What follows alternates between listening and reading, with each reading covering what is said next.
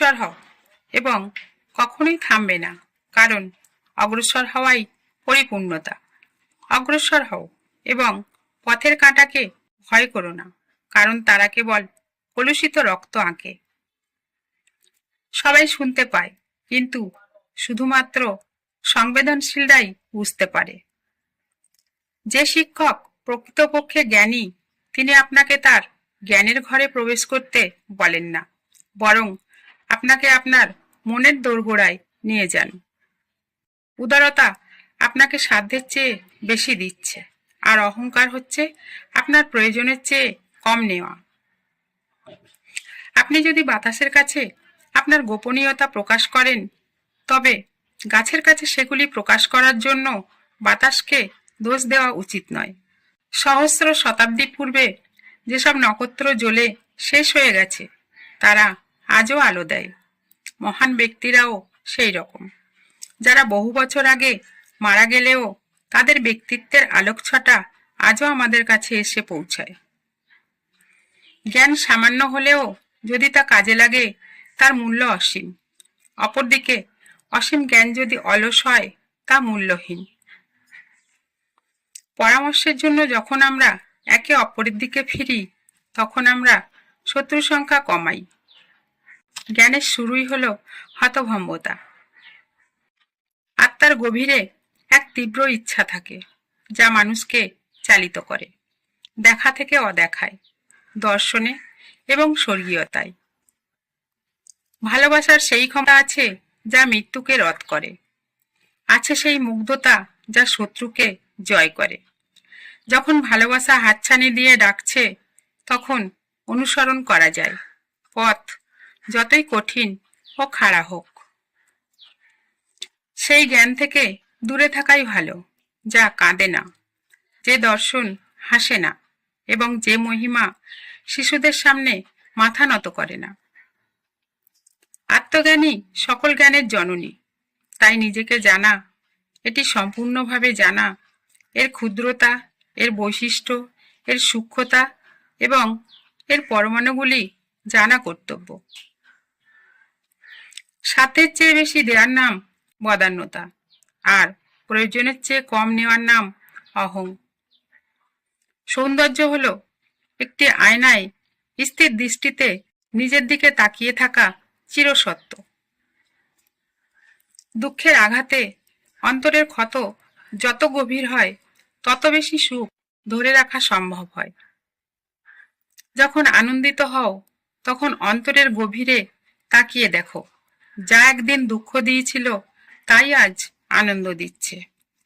যখন দুঃখিত হও, তখন আবার নিজের অন্তরের গভীরে তাকিয়ে দেখো, যা আনন্দের উৎস ছিল আসলে তার কারণেই কাঁদছ। একজন ব্যক্তির হৃদয় এবং মন বোঝার জন্য তিনি ইতিমধ্যে কি অর্জন করেছেন তার দিকে না তাকিয়ে তিনি কি করতে চান তা দেখা উচিত।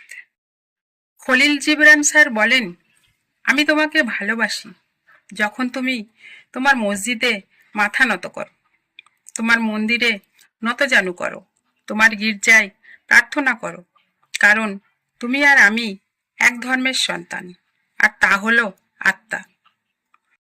আমরা সবাই উজ্জ্বল চাঁদের মতো, সবারই অন্ধকার দিক রয়েছে। স্বপ্নে বিশ্বাস করুন, কারণ এর মধ্যেই রয়েছে অনন্তকালের লুকানো দরজা। স্বাধীনতা ছাড়া জীবন আত্মাবিহীন দেহের মতো। সন্দেহ একটা বেদনা, খুব একাকী যে বিশ্বাস তার যমজ ভাই। আমাদের উদ্বেগ ভবিষ্যতের কথা চিন্তা করে আসে না, বরং তা নিয়ন্ত্রণ করতে চাওয়া থেকে আসে। আপনার হৃদয় অনুসরণ করুন, আপনার হৃদয় বড়, সবকিছু সঠিক গাইড করে। যে মানুষ সুযোগটিকে পাশ কাটিয়ে যাওয়ার পর সেটিকে কাজে লাগাতে চেষ্টা করে, সে এমন একজনের মতো যে সুযোগটি দেখতে পায় কিন্তু তার সাথে দেখা করতে চায় না। বন্ধুত্বের মাধুর্যে থাকুক হাসি, আর আনন্দ হোক ভাগাভাগি, কারণ সামান্য জিনিস শিশিরে হৃদয় তার সকাল খুঁজে পায় এবং সতেজ হয়। আপনি কার সাথে হেসেছেন তা হয়তো ভুলে যাবেন, কিন্তু কার সাথে কেঁদেছেন তা কখনো ভুলতে পারবেন না। যদি অন্য ব্যক্তি আপনাকে আঘাত করে, আপনি আঘাত ভুলে যেতে পারেন, কিন্তু আপনি যদি তাকে আঘাত করেন, তবে আপনি সবসময় মনে রাখবেন। আশাবাদীরা গোলাপ দেখে, কাঁটা নয়। হতাশাবাদীরা কাঁটার দিকে তাকিয়ে থাকে, গোলাপের প্রতি অমনোযোগী হয়। সঙ্গীত হলো অপার্থিব এক ভাষা, যা সকল দ্বন্দ্বের অবসান ঘটিয়ে প্রশান্তির দ্বারা জীবনের রহস্যকে উন্মোচিত করে। তোমরা যখন ভালোবেসে কাজ করো, তখন তোমরা নিজের সঙ্গে নিজেকে, একের সঙ্গে অপরকে এবং সেই সঙ্গে বিধাতাকে এক মিলন ডোরে বেঁধে রাখো। কাজ দিয়ে জীবনকে ভালোবাসতে পারাই জীবনের অন্তরতম রহস্যের সঙ্গে অন্তরঙ্গ হওয়া। কষ্ট তোমার জীবনের সেই আবরণটা ভেঙে দেবে, যা তোমার উপলব্ধিকে সীমাবদ্ধ করে রাখে। তুমি যদি তোমার অধিকারে থাকো, তাহলে অবশ্যই দাবি করার কিছুই নেই। গতকাল হলো আজকের স্মৃতি, আর আজকের স্বপ্ন হলো আগামী। সত্য হলো একটি গভীর দয়া, যা আমাদের দৈনন্দিন জীবনে সন্তুষ্ট থাকতে এবং মানুষের সাথে সুখ ভাগ করে নিতে শেখায়।